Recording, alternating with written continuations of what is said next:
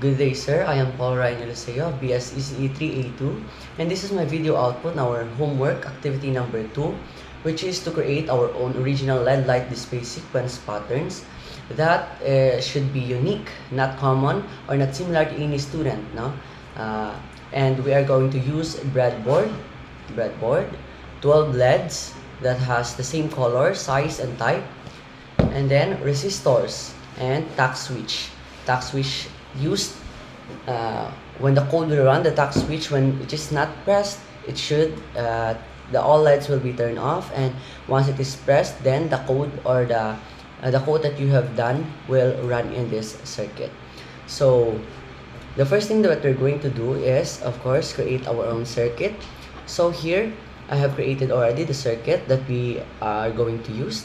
So the LEDs are positioned from LED 1, LED 2, LED 3, LED 4, LED 5, LED 6, LED 7, LED 8, LED 9, LED 10, LED 11, LED 12. And all these LEDs are paired with a resistor in order to resist the current flowing through our LEDs in order to avoid burning them out. No? So we're going to also to use connecting wires, wherein these wires will be connected from our pins in our Arduino Uno, and connected to our breadboards and to our LEDs. So these LEDs are assigned in a specific configuration wherein the code will based on the code nga function later on. So we're also going to use a tack switch. So a tack switch here, one tack switch. So it is said that if the tack switch is not pressed, all LEDs should be turned off. So as you can see, naka-turn off ang ating LEDs, and we're having this supply already. So our tack switch we also uses a resistor, no, in this tack switch. So our tack switches should be connected to the AO, and then our LEDs will be connected from the pin 2, or the LED 1 should be connected to the pin 2, and then going to the pin 13 of the Arduino. So today we're going to create or to sketch our our code in our Arduino IDE application. So wait lang. In sketching our code in our Arduino IDE application, we should first check if our Arduino Uno is already connected sa atin laptop, no, or so that makita natin yung ay connected na. We can see it sa board if the board is already connected. For example, kung di pa dyan connected na Arduino Uno and the port COM3, so maselect kita ka board and port. So in our case, COM3 cellular port USB ang sa ports natin, and sa atin nga boards, we're going to search on the Arduino Uno. This is Uno. So this one. So, kay na-connect na natin ang ating Arduino Uno sa ating laptop. So, right now, we're going to sketch our program. So, since we have already prepared our code. So, at this point, now that we're done creating our circuit, we are going to create our sketch and upload it in our Arduino in order to achieve or attain our expected output. So, at this point, here is our sketch that will be uploaded on our Arduino. So here we have 3 different patterns displaying at a speed delay of 400 milliseconds, and then cycle count is 0, and then for our pattern number 1,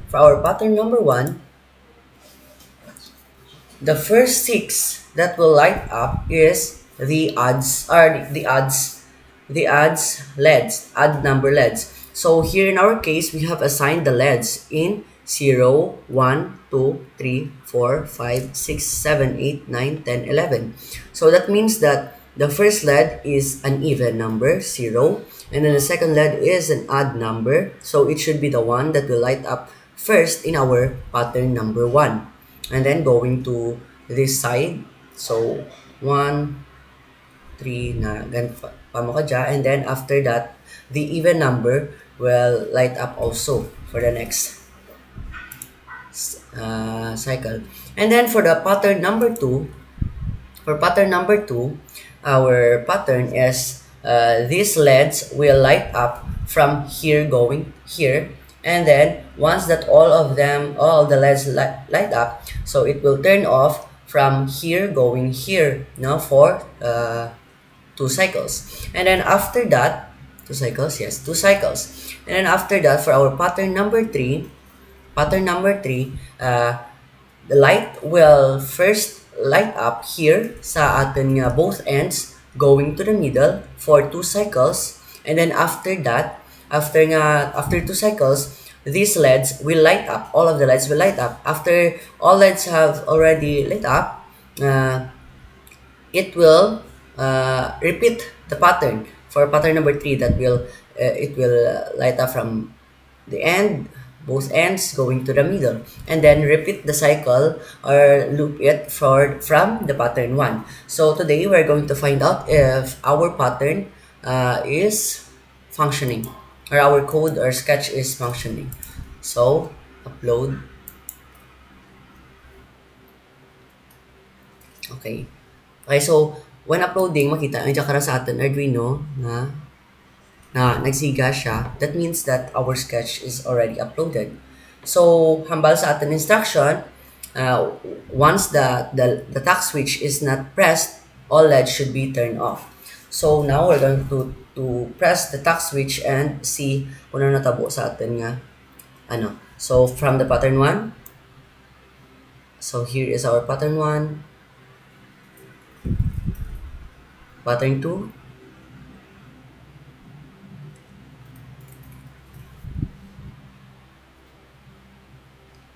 two cycles,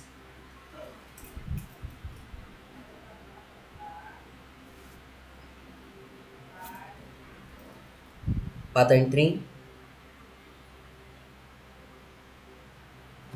light up and then turn off.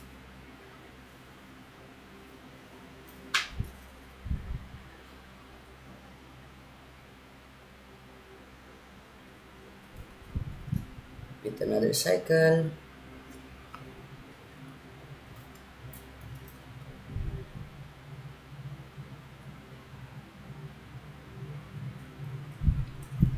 Pattern 3. So, kung kaksa natin, ma-pause, like for example, if release natin ang task switch, ma-pause na ako sa diin na rin na, dinta na nga pattern na naga-function. So, continue lang, maliwat lagi ito na. Di ba? I-release ko ang task switch, na-pause mo na. Release, pause, balik, release, balik, release, balik. 2 cycles, diba?